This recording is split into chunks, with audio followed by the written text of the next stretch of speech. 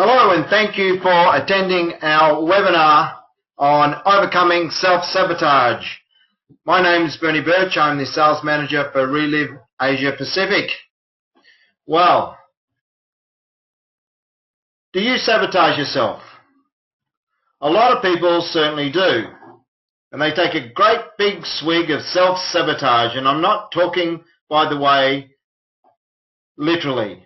By self-sabotage, I mean the process of mentally blocking yourself from taking the necessary actions you require in order to achieve success. So why do we do it to ourselves?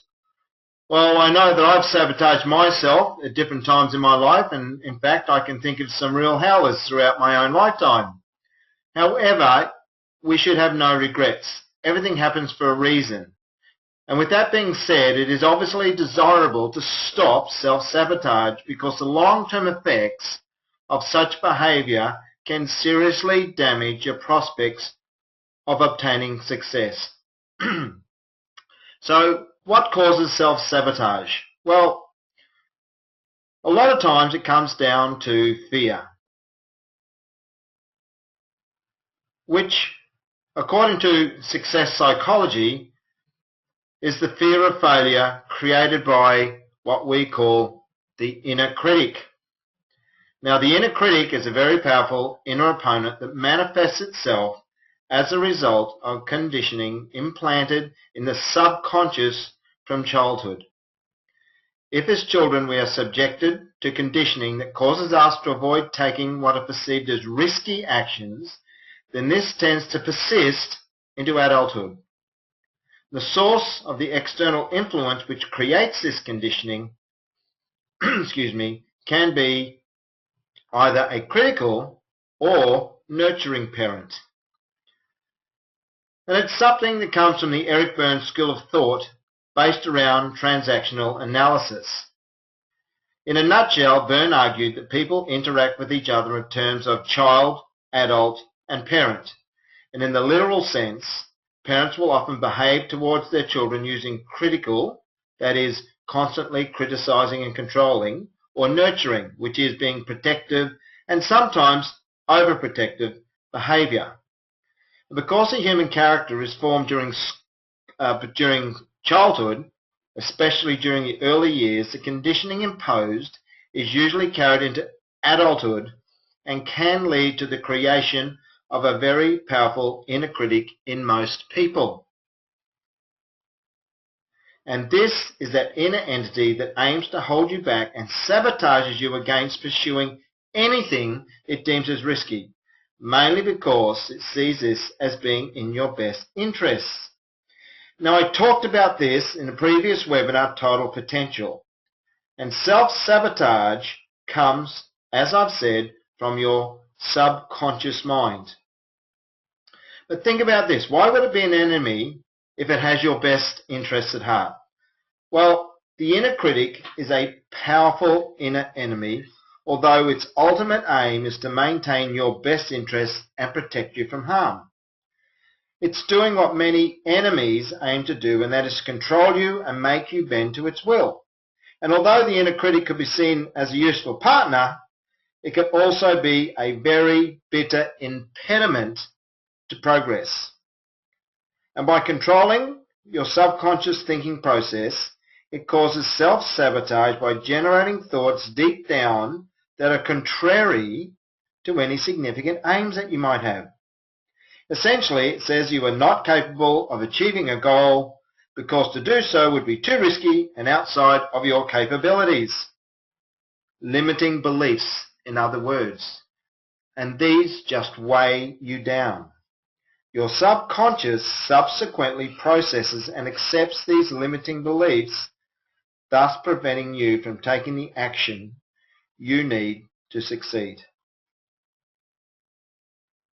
Now, a good book to reference here is by an ancient Chinese strategist called Sun Tzu, and it's called The Art of War.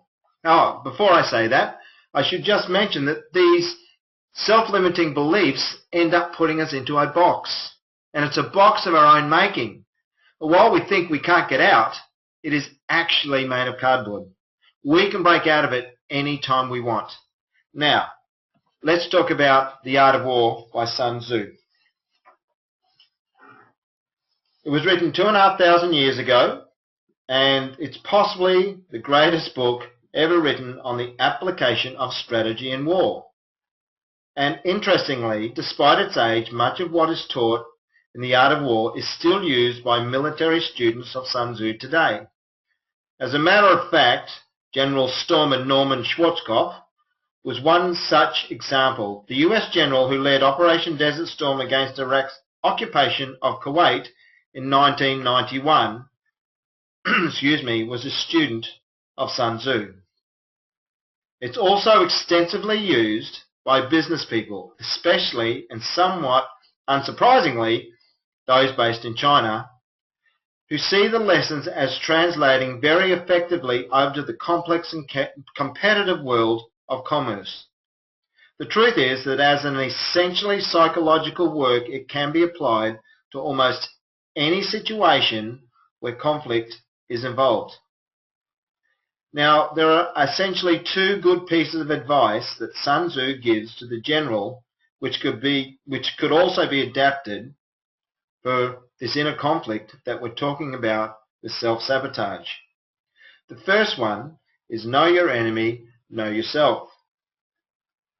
And it's actually quite a well-known statement from Sun Tzu. Know your enemy, know yourself implies that you should gather as much information about your enemy as possible. But in order to act against him effectively, you also need to know yourself implicitly. In other words, your strengths, weaknesses, your opportunities that are available to you, as well as the threats that could present themselves. Now, in management terms, this is called a SWOT analysis. And this analysis can be equally applied to your enemy, in this case, the inner critic. Because the acquisition of this knowledge through the SWOT analysis is essential in order to overcome an enemy. And in this case, if you know yourself, you'll also know your enemy, because your enemy is you. It's your subconscious. So how much can we gain by paying close attention to the fact that this opponent is you? Well, a significant amount, because this means that we are taking responsibility for our actions as they come from within ourselves. They have little to do with external influences, apart from the conditioning that I spoke about earlier that created the inner opponent when we were still a child.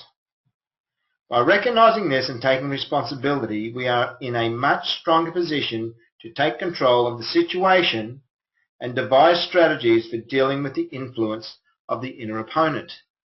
Because this inner opponent will make us do foolish things and take actions that we normally wouldn't take.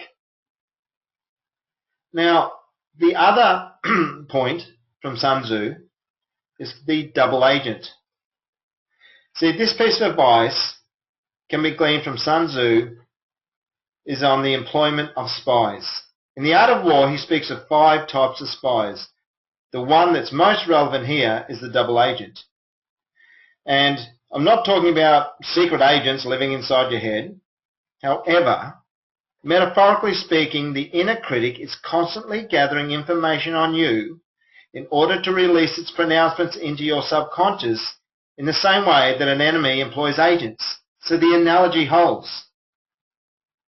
These pronouncements form the basis for the subconscious acting against you to impede progress towards your goals and ultimately the achievement of your dreams. It's like walking around with a sign on your back saying, "Kick me."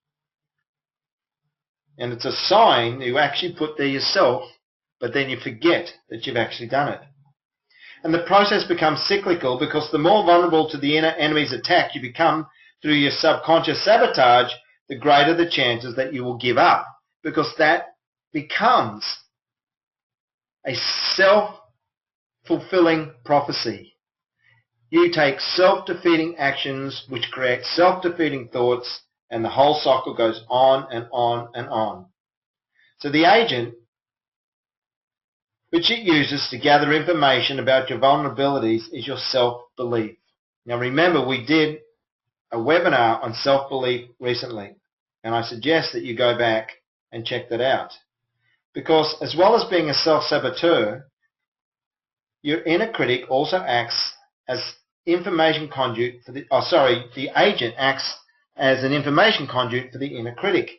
So if you're not in control of your self-belief, it will merely send information confirming your weaknesses back to your inner enemy, who will then use this to work against you. So there we go, the cyclical process, the downward spiral, the self-defeating thinking to beat your self-belief so that your self-belief becomes less and less and less. Now, in the military context, Sun Tzu states that we should identify the enemy's agents in order to turn them against him. In effect, create double agents. Now, this could also be done with your self-limiting beliefs. All you have to do is identify and turn them by the use of reprogramming.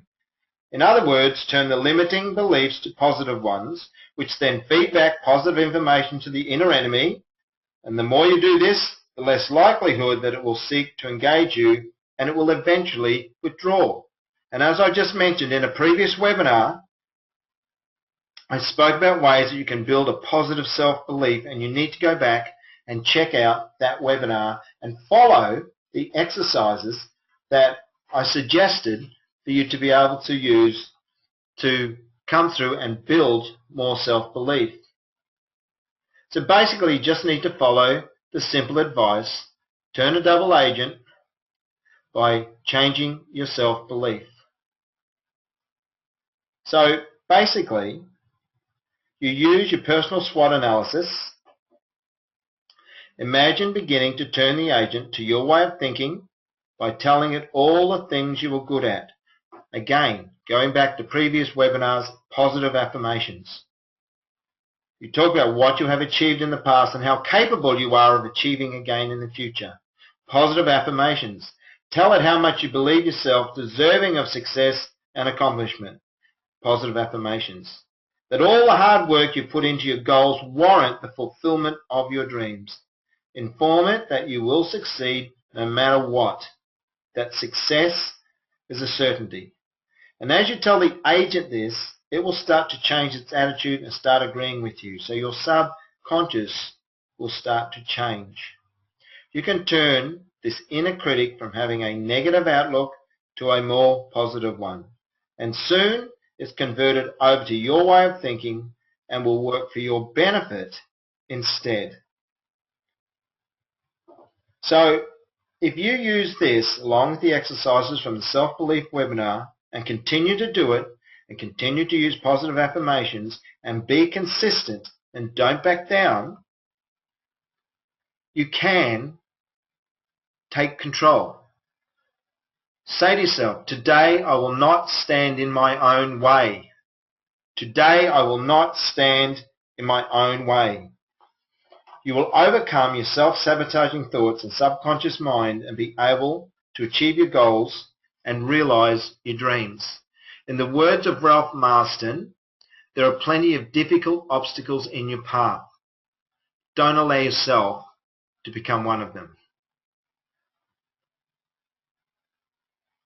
So on that point, go out there, have strong self-belief, change the subconscious control to positive. Stop the self-sabotage, sponsor, promote, and advance, and create the success in your business that you know you're capable of. Thank you so much for listening to the webinar today.